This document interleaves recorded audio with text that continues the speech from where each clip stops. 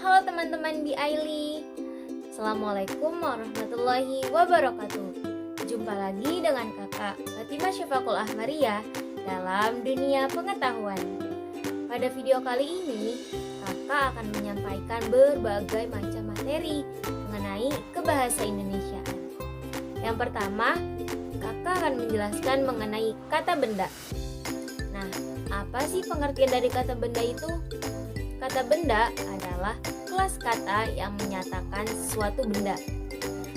Nah, kata benda itu terbagi menjadi dua. Ada kata benda konkret, ada kata benda abstrak. Contohnya, jika kata benda konkret itu seperti meja, bangku, mobil, rumah, dan lain-lain. Sedangkan kata benda abstrak, contohnya udara, jiwa, atau perasaan. Nah, selain itu, kata benda memiliki ciri-ciri. Yang pertama, berawalan pe, yang kedua, berakhiran an, yang ketiga, berimbuhan gabungan pean, dan berimbuhan gabungan ke an. Nah, selanjutnya, materi yang kedua yaitu mengenai identitas diri. Identitas diri adalah mengenal dan menghayati dirinya secara pribadi, dan cara penulisannya diawali huruf kapital. Kemudian ada gelar kekerabatan. Gelar kekerabatan digunakan untuk sapaan yang memiliki pertalian darah atau perkawinan. Contohnya bibi, kakek, nenek, ponakan, dan lain-lain. Yang ketiga ada karakteristik. Karakteristik ini ada karakteristik diri sendiri atau ekstrovert, yaitu senang bergaul dengan lingkungannya. Yang kedua ada karakteristik keluarga, yaitu tegas, berwibawa, penyayang, yang mana semua individu harus mendapat perhatian dan perlindungan. Selanjutnya ada status sosial. Status sosial adalah posisi seseorang dalam kelompok sosial. Penulisannya diawali oleh huruf kapital pada status sosial dan nama orang. Kemudian ada kedudukan yang menunjukkan tugas, tanggung jawab, wewenang, dan hak dalam pendidikan tinggi. Contohnya dosen dan lain-lain. Nah, materi selanjutnya yaitu mengenai kalimat sapaan. Nah, kalimat sapaan ini ada kalimat sapaan kepada teman. Nah, kalimat sapaan kepada teman ini terbagi dua, ada kalimat sapaan informal memanggil nama dan ada kalimat sapaan bebas. Kemudian ciri-ciri dari kalimat sapaan yaitu bermorfem untuk menarik perhatian, awalan percakapan, menyesuaikan usia, gender, pangkat, dan kondisi. Kemudian memiliki 3 bentuk, singkat, lengkap, atau mix, dan hanya ada kata nama diri dan kekerabatan. Contoh kalimat sapaan yaitu hadirin yang berbahagia, atau apa kabar Rudi, atau Pak Agus bagaimana kabarnya. Nah, materi selanjutnya yaitu mengenai dialog, prolog, dan epilog. Nah, pengertian dari dialog yaitu percakapan dalam sandiwara, drama, cerita, dan lain-lain.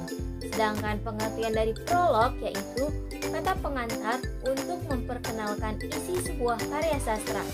Sedangkan pengertian epilog yaitu kata penutup yang menampilkan kejutan di akhir cerita dalam suatu karya sastra. Nah, materi selanjutnya yaitu jenis membaca dan membaca petunjuk. Nah, pengertian membaca adalah proses memperoleh pesan dari penulis melalui media kata-kata. Kemudian ada jenis-jenis membaca yaitu membaca nyaring dan membaca senyap. Dan ada syarat pula nih menjadi pembaca yang baik, yaitu tahu alasan ia membaca, menguasai kecepatan membaca, paham apa yang dibaca, dan mengenal media cetak. Kemudian ada pengertian dari membaca petunjuk, yaitu pemahaman terkait informasi sesuatu berupa arahan yang ditunjukkan. Nah, kemudian ada cara membaca yang baik dan benar. Yang pertama, pilih waktu dan tempat yang sesuai. Berdoa, tingkatkan motivasi dan konsentrasi, posisikan tubuh yang benar, siapkan barang-barang membaca, dan gariskan hal-hal yang penting, serta baca secara terus berulang sampai kita paham. Nah, materi yang selanjutnya yaitu tata cara membaca puisi dan teks.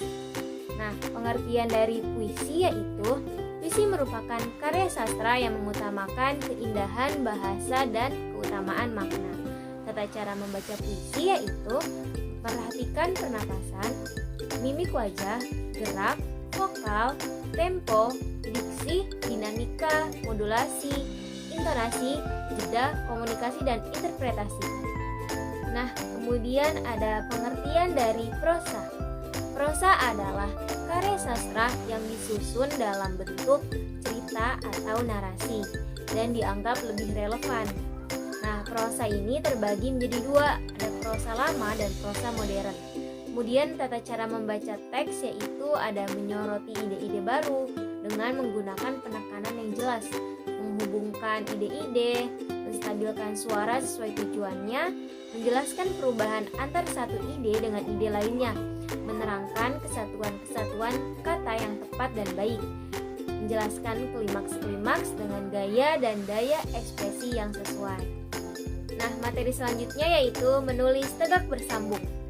Nah, pertama-tama kita akan menjelaskan pengertian dari buku garis tiga. Buku garis tiga adalah buku yang digunakan pemula untuk menulis tegak bersambung agar tulisan hurufnya dapat lebih rapi dan jelas.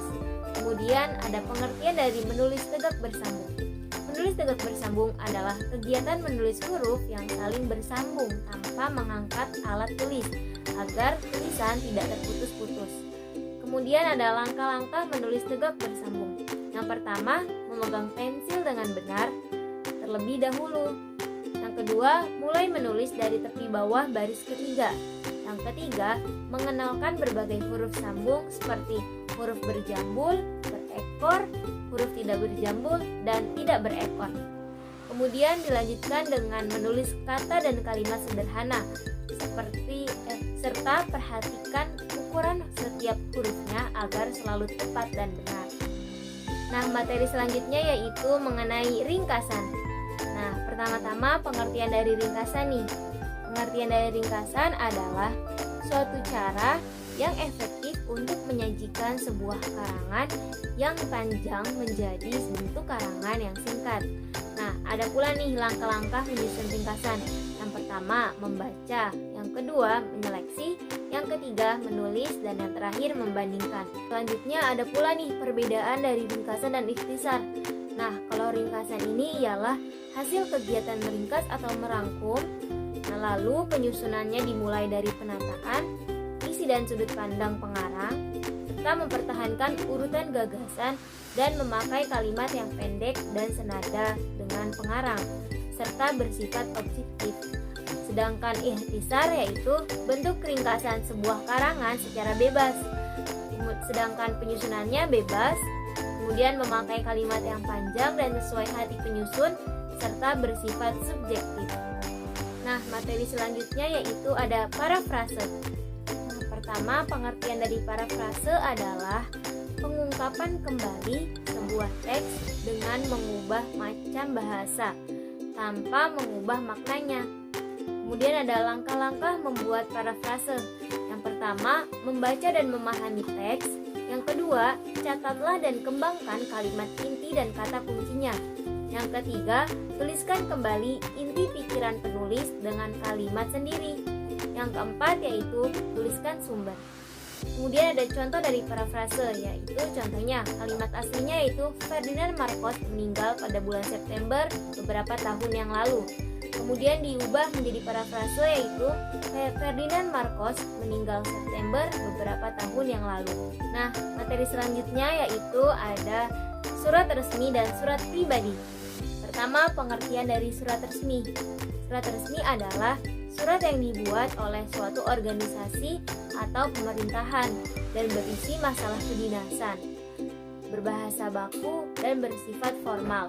Sedangkan pengertian dari surat pribadi adalah surat yang dibuat secara khusus pribadi dan berisi keperluan pribadi dengan menggunakan bahasa yang tidak baku, namun tetap beretika dan sopan. Nah, selanjutnya ada macam-macam dari surat resmi, yaitu ada surat permohonan, surat keputusan, surat perintah, surat kuasa, dan surat edaran. Selanjutnya ada ciri-ciri dari surat resmi. Yang pertama, salam pembuka dan penutup baku. Yang kedua, memakai bahasa yang baku. Yang ketiga, memakai nomor surat, lampiran, dan perihal. Yang keempat, memakai kop surat dan nama instansi. Yang kelima, memakai cap sebuah instansi. Yang keenam, mengikuti aturan format surat resmi. Kemudian ada ciri-ciri surat pribadi. Yang pertama, salam pembuka dan penutup bervariasi. Yang kedua, memakai bahasa yang bebas. Yang ketiga, tidak ada nomor surat. Yang keempat, tidak menggunakan kop surat. Yang kelima, format tulisan bersifat bebas. Nah, materi selanjutnya ada formulir dan kwitansi. Nah, pengertian dari formulir adalah adalah suatu dokumen terstruktur yang digunakan untuk memasukkan data atau informasi tertentu. Nah, formulir ini terbagi dua, ada formulir hard copy dan ada formulir soft copy. Nah, pengertian dari kwitansi adalah sebuah alat bukti penerimaan sejumlah uang yang ditandatangani oleh penerima lalu diserahkan kepada yang membayar dan digunakan sebagai bukti transaksi. Nah, ada juga fungsi dari formulir, yaitu sebagai alat tanda bukti penjual dan pemberkasan. Sedangkan fungsi dari kwitansi yaitu sebagai tanda bukti pembelian, penjualan, dan bukti surat. Kemudian ada cara membuat formulir. Yang pertama, tentukan tujuan, dan kedua, tentukan data apa saja yang dibutuhkan. Buat formulir dengan struktur yang benar dan buat petunjuk yang jelas, serta cek kembali formulir yang sudah dibuat. Kemudian ada cara membuat kwitansi, yaitu jangan menandatangani kwitansi kosong dan tulis secara lengkap nama orang yang menerima uang. Lalu berikan tanda akhir tulisan, kemudian tempat dan tanggal berdekatan dengan tanda tangan orang yang menerima uang. Serta jika memakai materai, maka tanda tangan di atas materai. Nah, selanjutnya kita akan masuk ke materi yang terakhir. Materi yang terakhir ini yaitu kita akan membahas mengenai naskah pidato. Nah, pertama-tama pengertian dari pidato adalah kegiatan berbicara di depan orang banyak untuk menyampaikan sesuatu berkaitan dengan kegiatan yang sedang dilakukannya. Nah, ada juga nih tujuan dari pidato, yaitu yang pertama informatif, yaitu memberikan informasi. Yang kedua ada persuasif, yaitu mempengaruhi orang lain. Yang ketiga ada rekreatif, yaitu menyenangkan orang lain. Nah, selanjutnya ada langkah-langkah menulis pidato.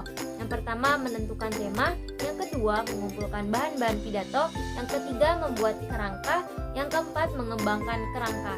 Kemudian ada struktur penulisan pidato. Yang pertama judul, yaitu menimbulkan rasa ingin tahu. Yang kedua salam pembuka, yaitu awal pembukaan pidato berupa salam. Yang ketiga pendahuluan, yaitu menyampaikan pokok masalah yang akan dibahas. Yang keempat isi pidato, yaitu membahas pokok masalah secara detail. Yang kelima yaitu penutup. Penutup yaitu berisi simpulan, harapan, atau saran atas apa yang disampaikan. Dan yang terakhir yaitu salam penutup. Penutup yaitu bagian akhir dari pidato berupa salam untuk mengakhiri sebuah pidato. Wah, tak terasa waktu kita sudah habis ya. Cukup sekian materi yang dapat kakak sampaikan hari ini. Kurang lebihnya mohon maaf.